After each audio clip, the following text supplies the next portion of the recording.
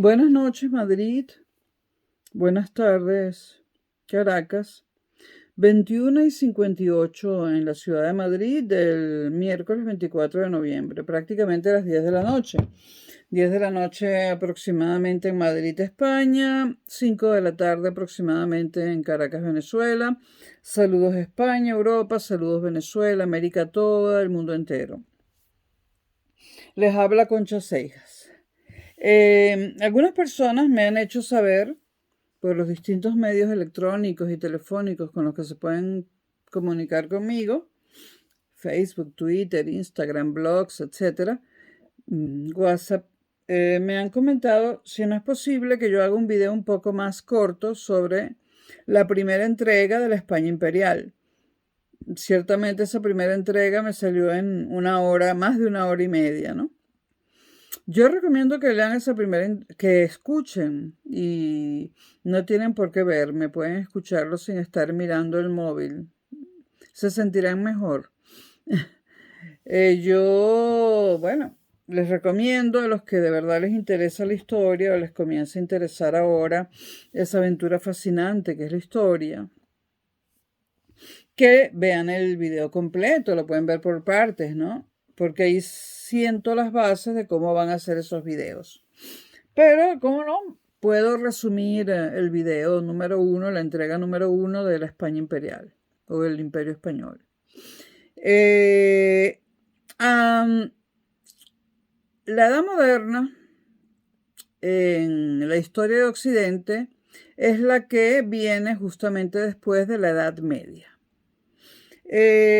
El fin de la Edad Media y el comienzo de la Edad Moderna se sitúan en distintas fechas, todas en el siglo XV, exceptuando Inglaterra, pero de Inglaterra ya he hablado antes. En Inglaterra la modernidad llega un siglo más o menos antes. Pero la Edad Moderna, para lo que nos interesa en este video, voy a mencionar dos fechas.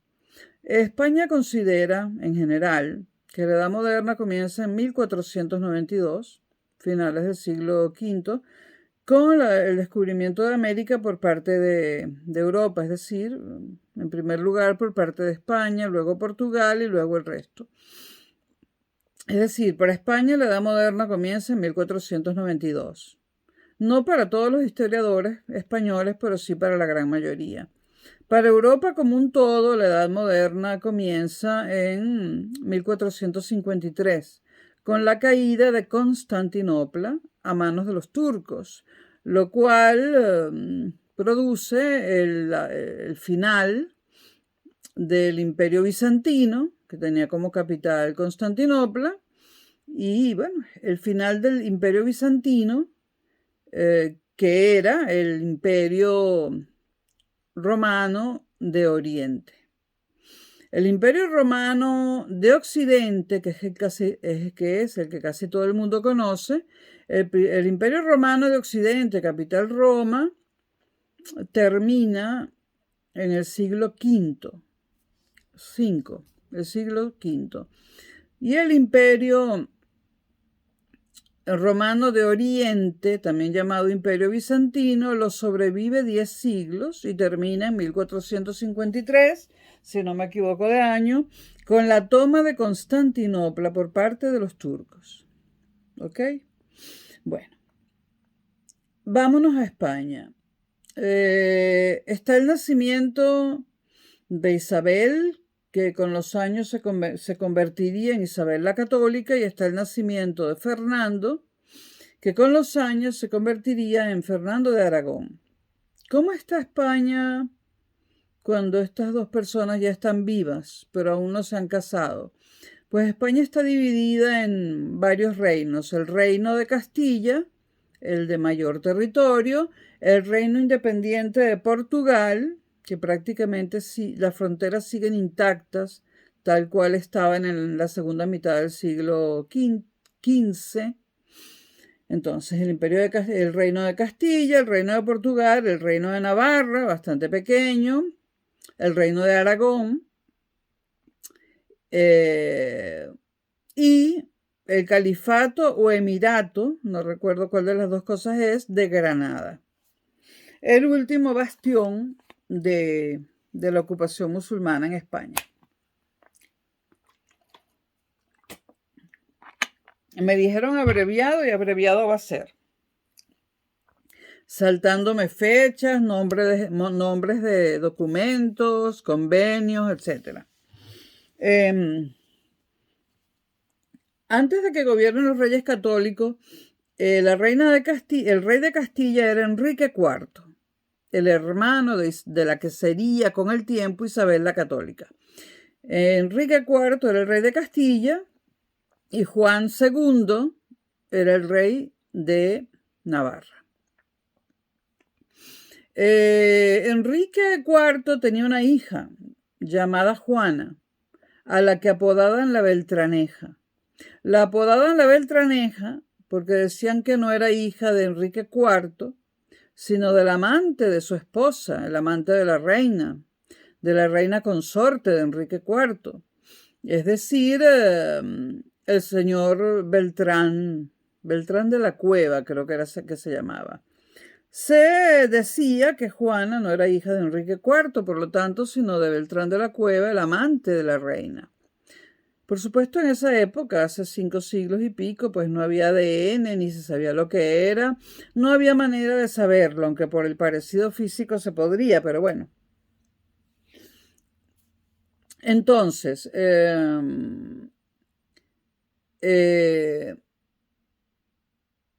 los que gobernaban el reino de Castilla, con Enrique IV a la cabeza, designaron como sucesora del reino, cuando Enrique IV muriera, a la hermana de Enrique IV, Isabel, que posteriormente sería Isabel la Católica.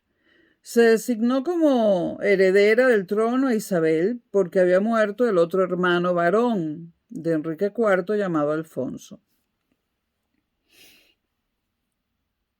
Por otra parte, Juan II proclama como sucesor a su hijo Fernando, que sería Fernando II de Aragón, posteriormente Fernando el Católico.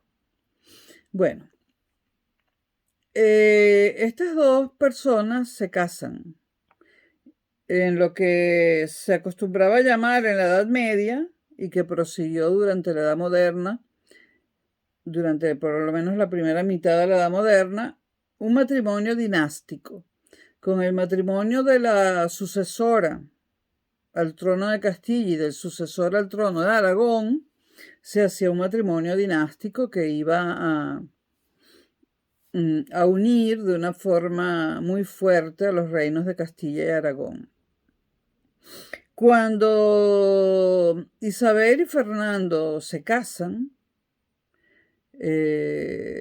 todavía no son reyes, Enrique IV cambia de opinión respecto a haber nombrado como sucesora en el trono a Isabel.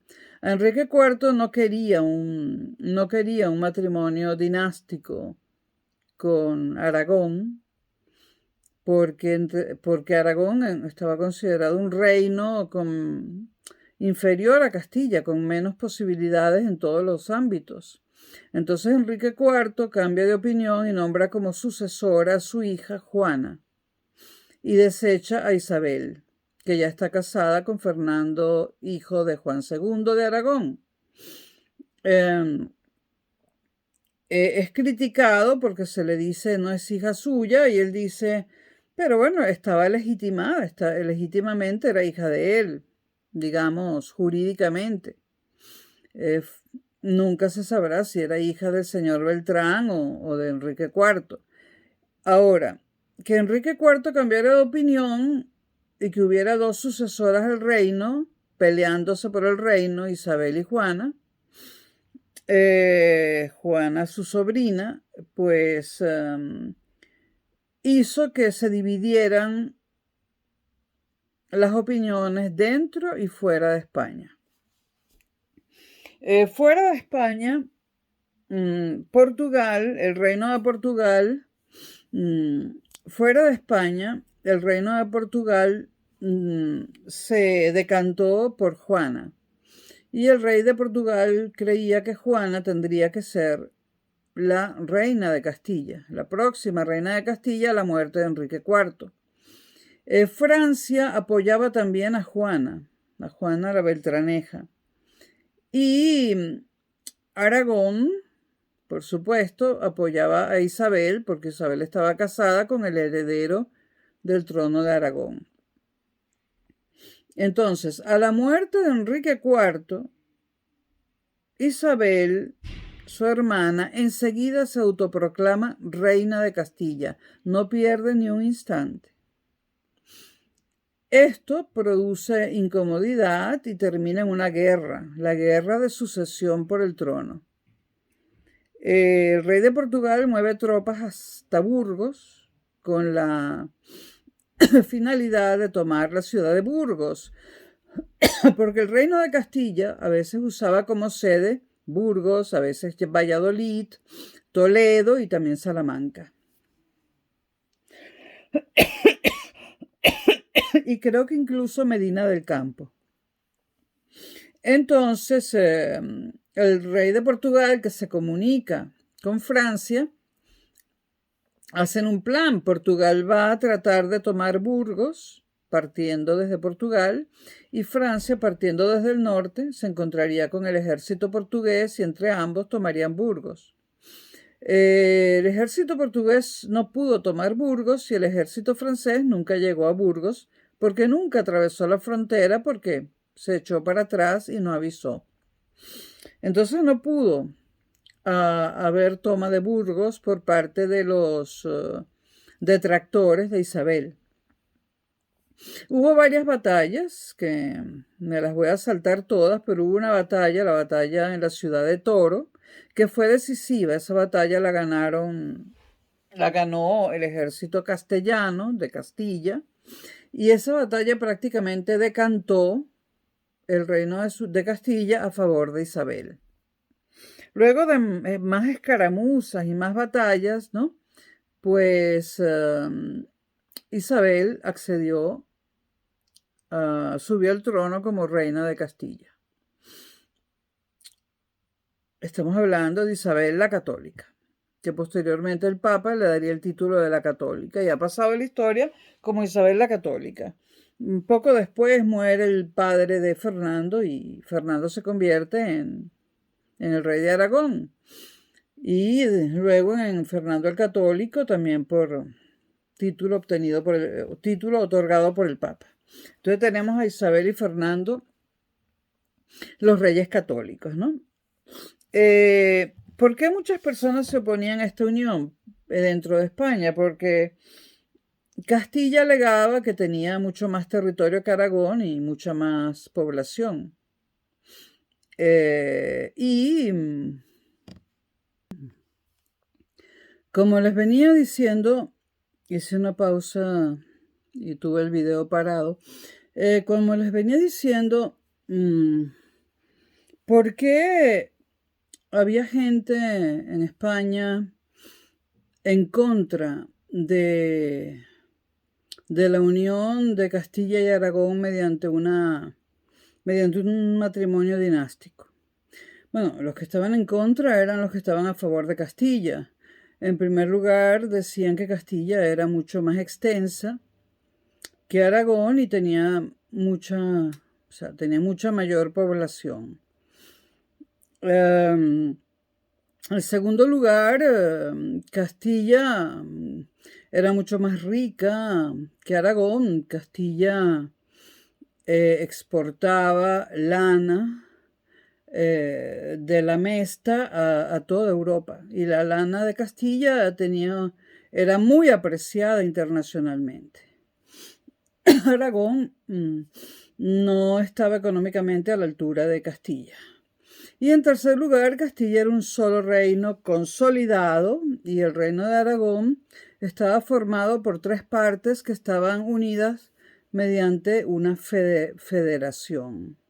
Y esas partes eran el reino de Aragón en sí mismo, lo que muchos historiadores llaman el reino de Cataluña, pero en realidad eran unos condados. Yo los llamaría los condados de Cataluña, y una tercera parte insular, que es lo que hoy en día se conoce como las Islas Baleares. Entonces, era complicado que ya una de las terceras partes estuviera lejos, porque eran islas. Y también era complicado el entendimiento entre los señores condes de Cataluña y el reino, el núcleo del reino de Aragón.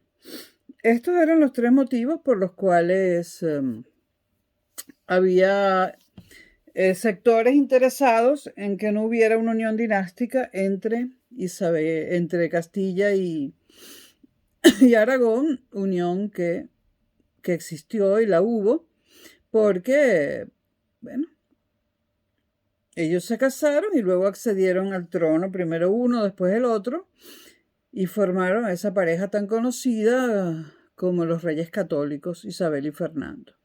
Isabel y Fernando eran muy ambiciosos y tenían varios objetivos. Uno de los objetivos era cohesionar el reino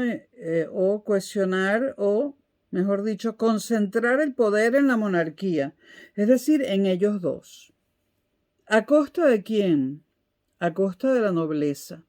En la Edad Media la nobleza tenía mucho poder porque eran terratenientes, eran señores feudales y le restaban poder a la monarquía. Isabel y Castilla hicieron numerosas cosas que explico más largamente en el video de 1 hora y media, pero aquí voy a resumir. Hicieron todo lo que estaba en sus manos para restarle poder a la nobleza, para restarle poder a las cortes, es decir, lo que hoy en día llamaríamos Congreso. Bueno, en España se siguen llamando las cortes.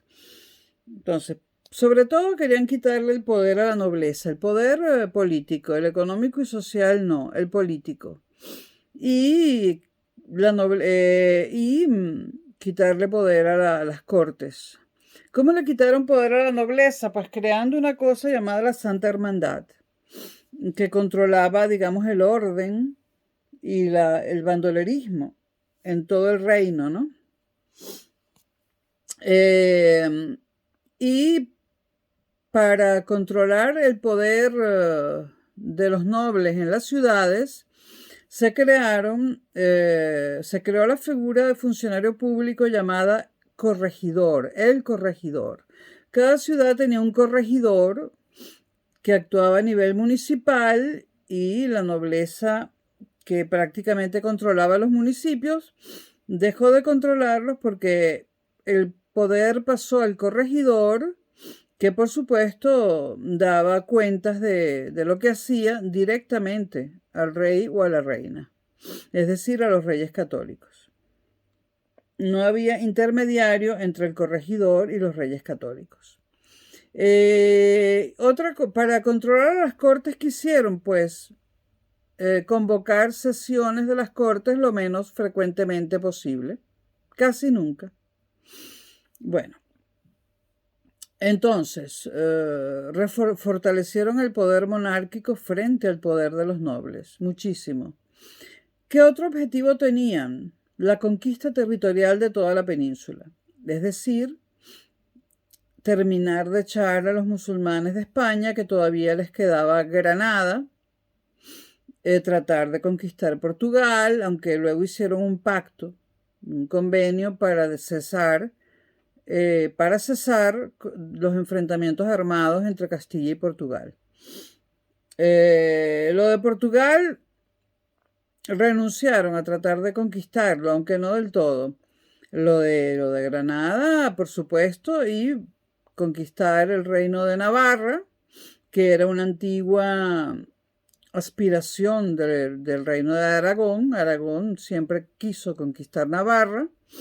Y como Juan II no pudo, le dejó el encargo a su hijo Fernando el Católico. Vamos a ver, ¿qué más no era de Castilla? Bueno, Castilla y Aragón mantuvieron sus instituciones cada uno aparte, sus sistemas aduaneros, sus impuestos y tal, pero gobernaban el reino. Cuando diga el reino en singular, me refiero a Castilla y Aragón juntos, lo gobernaban juntos. aunque cada uno mantuviese sus instituciones, sus controles aduaneros, sus impuestos, etc. Bueno, lograron los reyes católicos en vida apropiarse de todo el territorio de la península, exceptuando Portugal. Sí, lograron conquistar Granada y echar a los últimos musulmanes. La expulsión de los musulmanes se dio, la última expulsión de los musulmanes se dio en 1492, el mismo año del descubrimiento de América, pero eso va para el video número 2 de la España imperial. Pero cuando conquistaron Navarra, y eso es muy interesante, pero no voy a adelantar nada. Lograron conquistar todo el territorio menos Portugal, con quien ya habían hecho un acuerdo de paz. Las aspiraciones territoriales, aunque tenían también, Castilla tenía propiedades fuera de España, en otras partes de Europa.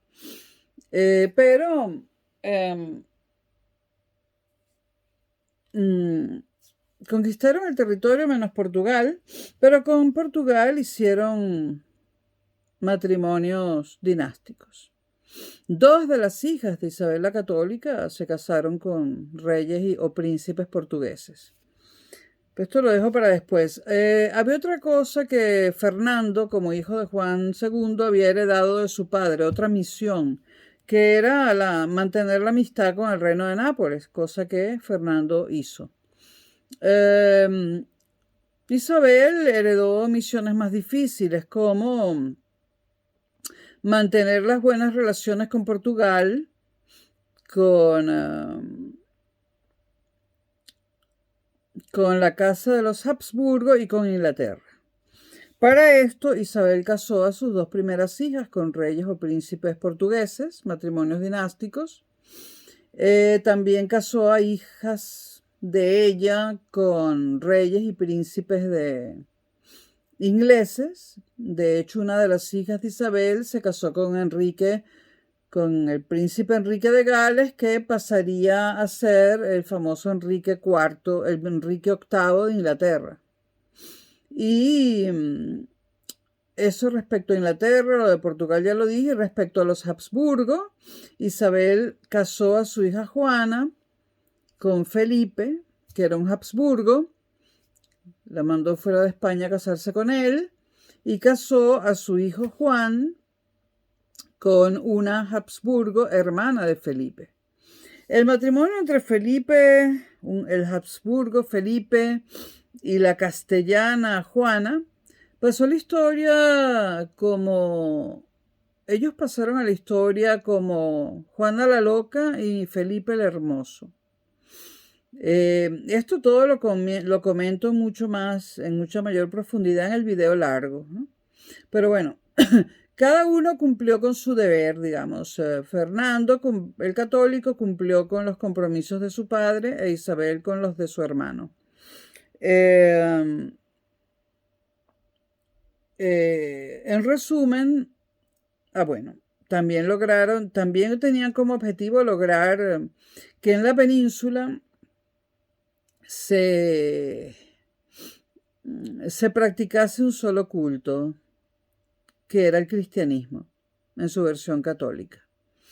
Preferiblemente en su versión católica, y lo lograron. Al expulsar a los musulmanes, a quienes solo les quedaba el Emirato de Granada, o Califato, no lo recuerdo, pero el emir, pero el último gobernante musulmán que tuvo España y que fue en Granada era el emir de Granada, Boabdil. O sea, por lo tanto creo que era un emirato.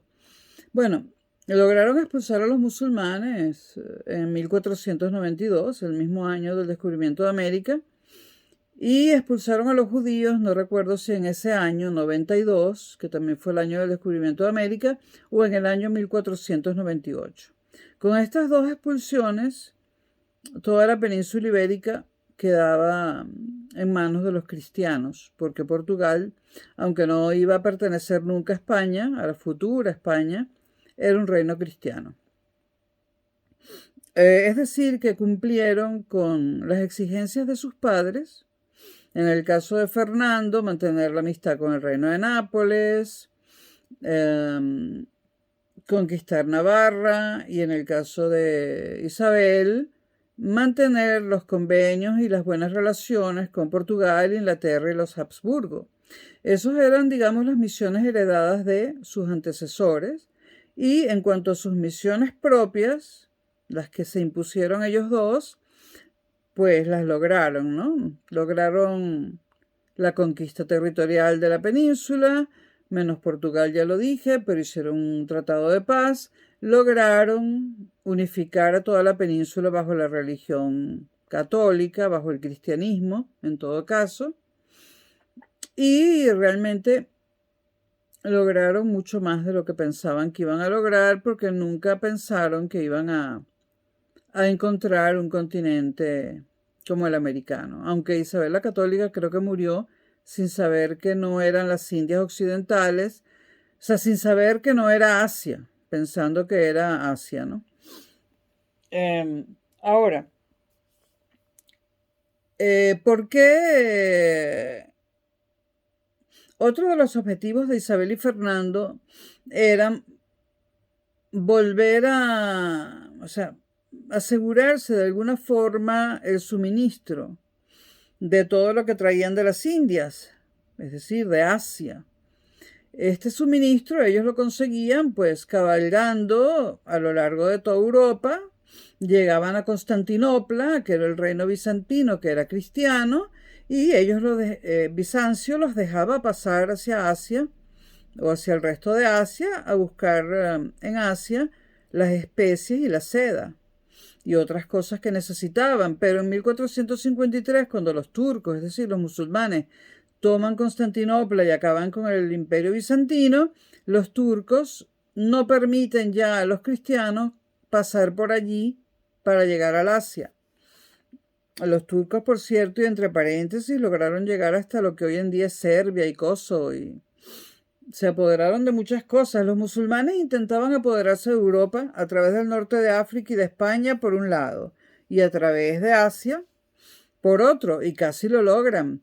Por el lado, digamos, más hacia el occidente, lograron tener prácticamente toda la península ibérica bajo sus manos o bajo su poder durante la Edad Media. Y por el lado oriental, pues no solamente acabaron con el Imperio Bizantino, sino que llegaron hasta donde está hoy en día Croacia, Serbia, Montenegro, Kosovo, es decir, casi se apoderan de toda Europa, ¿no? Fue una hazaña de los cristianos hacerlos retroceder por ambos lados. Una verdadera hazaña. Esto está mucho mejor, mucho más detenidamente, con más detalle explicado en el video largo. Entonces, el otro objetivo de los reyes católicos era asegurarse el comercio con Asia.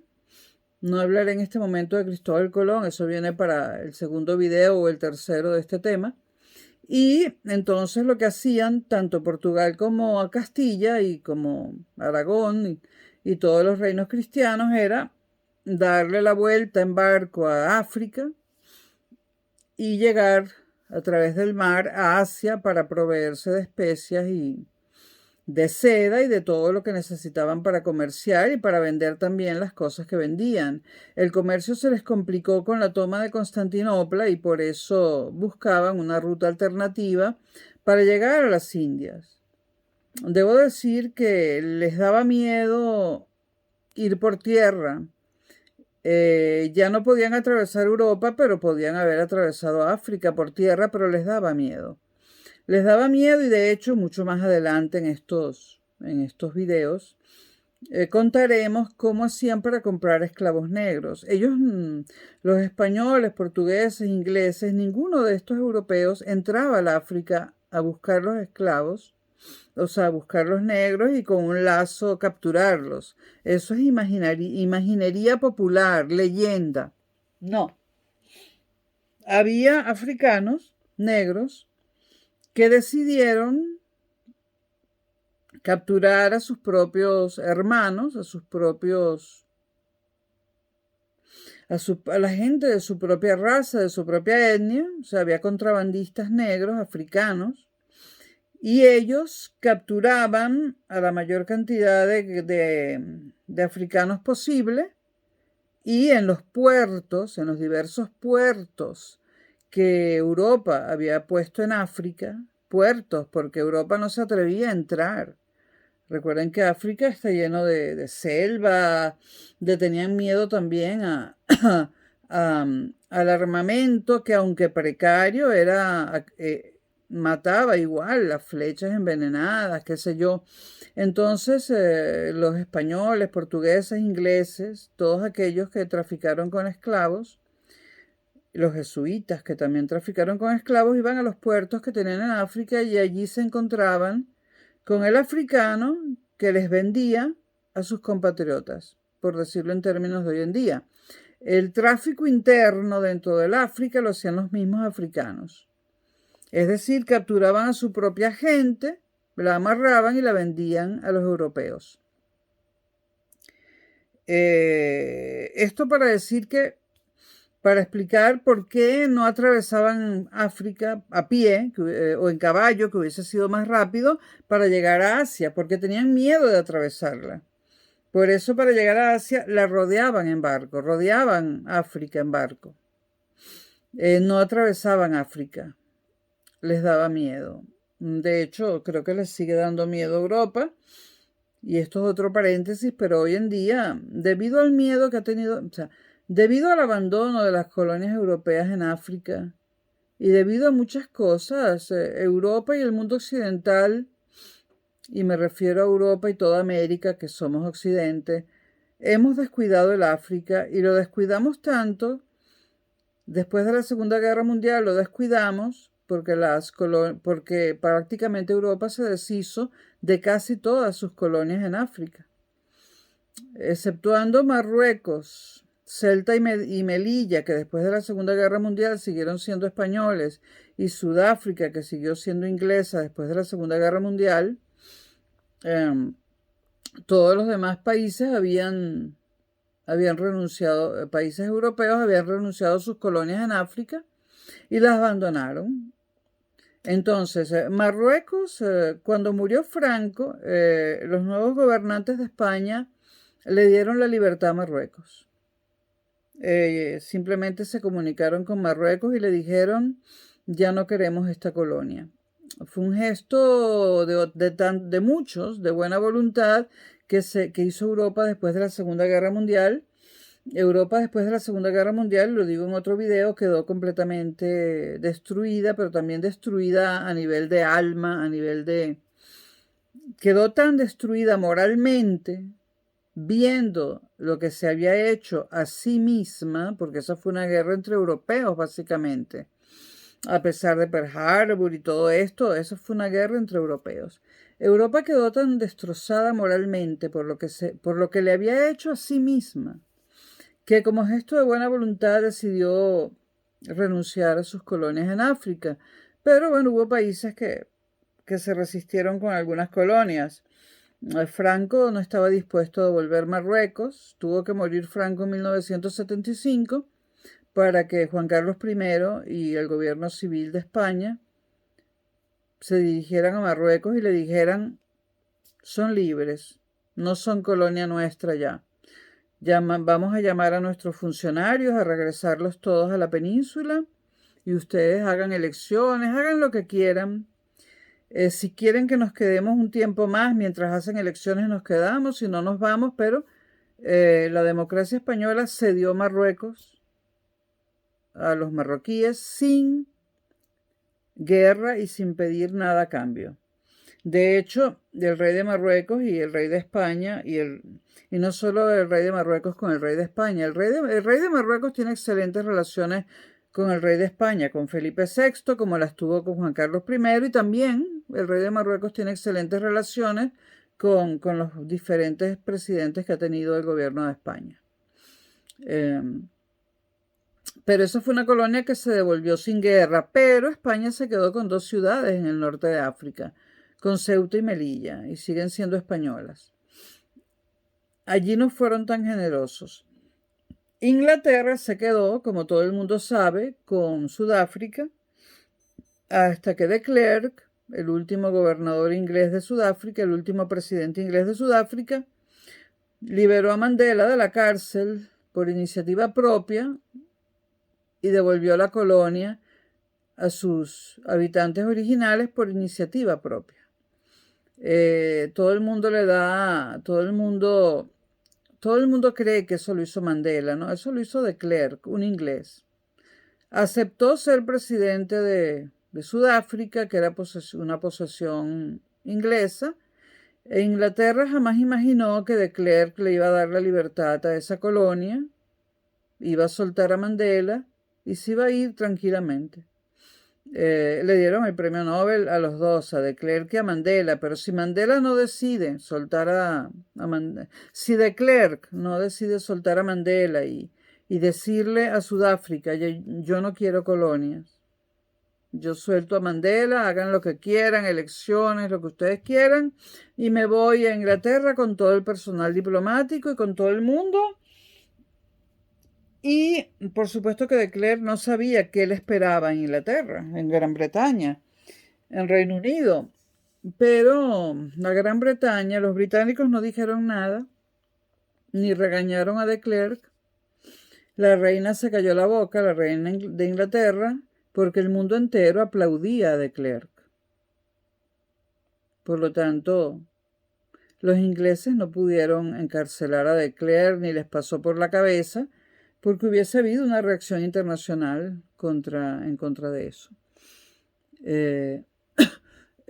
Bueno, entonces después de la Segunda Guerra Mundial hemos descuidado a África digo hemos porque hablo de Occidente y no me canso de repetir que tanto América como Europa, América toda y Europa es lo que es Occidente. Somos un solo mundo, un solo polo. Y las relaciones entre Europa y Latinoamérica, de parte de Europa trata de hacer todos los esfuerzos posibles para llevarse bien con Latinoamérica y yo diría que tiene un éxito relativo, bastante bueno. Porque Europa está consciente de que Latinoamérica es hija de ella, de que fue invadida, etcétera, de que hay sangre europea por coñazos en Latinoamérica y de que hay que llevarse bien. Porque somos el mismo mundo, el mundo occidental. Tanto Europa como Latinoamérica descendemos culturalmente y políticamente de Grecia y Roma. Tenemos esas dos grandes influencias. Y por su parte, Latinoamérica tiene dos influencias adicionales que son las de los grandes imperios mexicanos, precolombinos, como los aztecas, los toltecas, los mayas y el gran imperio incaico, ¿no? Y Europa también trata de tener buenas relaciones con Estados Unidos y las tiene, porque a Estados Unidos no le queda más remedio y porque Europa también es poderosa militarmente, ¿no? Aunque nos hace muchas putadas Estados Unidos. Estados Unidos va y arma una guerra en Libia, otra en Siria. ¿Y a quién atacan los terroristas? A Europa, porque Estados Unidos les queda lejos. Gracias a Obama tuvimos todo ese montón de actos terroristas en Europa y seguiremos teniéndolos. Si a Biden le da por hacer lo mismo que Obama y como es su discípulo. Por cierto, ¿cómo está Biden? ¿Salió bien en la operación? ¿Tenía pólipos en el colon o tenía algo más? Porque los pólipos en el colon, a la edad que yo tengo, 61 años, y antes los tenemos todos.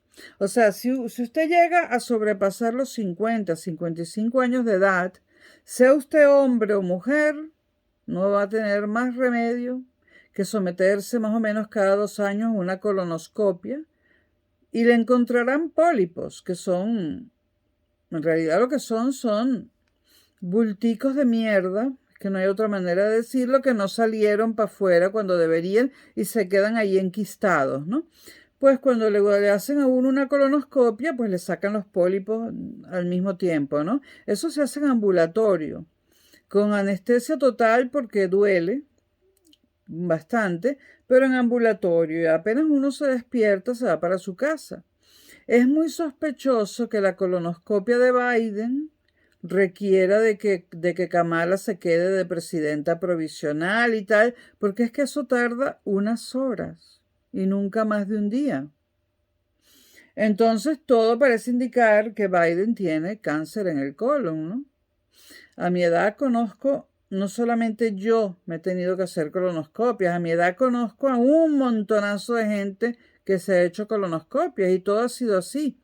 Ambulatorio, anestesia total, te quitan los pólipos, te despiertas y te dicen llame un taxi y váyase para su casa. Se finí. Bueno, a los 3 días lo llaman a uno y le dicen es benigno.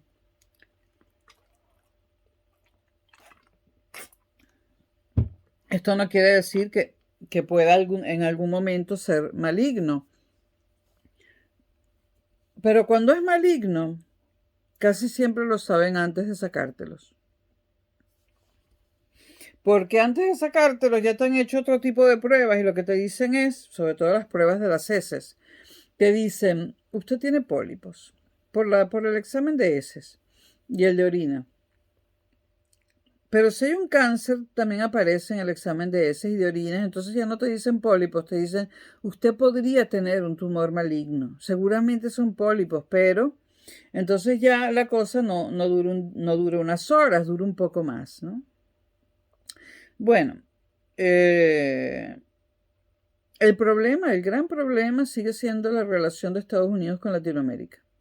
Estados Unidos debe cesar de tratar a Latinoamérica como un plato, como un plato de segunda mesa, como la clase tercera del barco, como su patio trasero. Creo que ambos, tanto Latinoamérica como Estados Unidos, tienen que hacer un esfuerzo de tratarse como caballeros y como damas. Creo que Estados Unidos tiene que tomar la iniciativa, pero Latinoamérica tiene también que dejar de insultar a los Estados Unidos, ¿no? Porque somos Occidente y tenemos enemigos comunes. O sea, América y Europa, cuando digo América es toda América, Canadá, Estados Unidos, Latinoamérica. América y Europa somos el mundo occidental y tenemos enemigos comunes. El peor de todos, el más poderoso, la China. Pero tenemos también que tener mucho cuidado con Rusia, que yo siempre he dicho que tendríamos que ganarla para que formara parte de Occidente y nos conviene. Pero tenemos como enemigos a la China. El mundo occidental sin duda va a tener problemas graves con la China. Ya empezaron regalándonos un virus por el que no hemos reclamado nada. ¿Le tenemos miedo? ¿Por qué no se le ha reclamado a la China no haber contenido el virus dentro de sus fronteras? Es como si la China nos hubiese atacado con un arma biológica. No hay ninguna diferencia. Hay más muertos que en una guerra en los 2 años que llevamos en este show. El virus ha causado más muertes que una guerra y vino de la China. ¿Qué otros enemigos comunes tenemos? Pues obviamente el Estado Islámico. Es un enemigo de Occidente, ¿no? La India podría llegar a ser, y todos los analistas políticos consideran que será el segundo enemigo más poderoso después de China. Y después hay enemigos puntuales como Corea del Norte, etcétera, ¿no? Pero tenemos enemigos poderosos y Occidente tiene que enfrentarlos unida. Lamentablemente en Venezuela hay presencia china. Bueno, que en la lista de enemigos, cuando digo Estado Islámico, también incluyo a ciertos países musulmanes que dicen que ellos no están con el ISIS o con el Estado Islámico. Incluso luchan contra él, pero que tampoco son amigos de Occidente. Irán no es amigo nuestro. Lamentablemente, Venezuela ha permitido que la China, Irán y Rusia tengan presencia en Latinoamérica y en una posición geopolítica que mejor no puede ser para nuestros enemigos, ¿no? Pero bueno, esto iba de los Reyes Católicos. Este es el video resumido, bueno, como la mitad del otro o menos, ¿ok? Bueno, En la segunda entrega de la España imperial comenzaré hablando de la reconquista de Granada y otras cosas. Seguiré haciendo un video de antecedentes de la España imperial. La España imperial comenzará en 1492, cuando, además de tomar Granada, Colón en sus carabelas toca tierras americanas creyendo que está en las Indias orientales. Y no, está en una tierra nueva que al comienzo se llamó Indias Occidentales. Y que me parece un nombre mejor que América, porque América viene de Américo Vespucci, que era italiano, e Italia no colaboró en nada para formar América. En América lo único que ha hecho Italia es meter mafias. Así que no debería llamarse América, pero bueno, los italianos le pusieron el nombre. Y los españoles se dejaron, y los portugueses.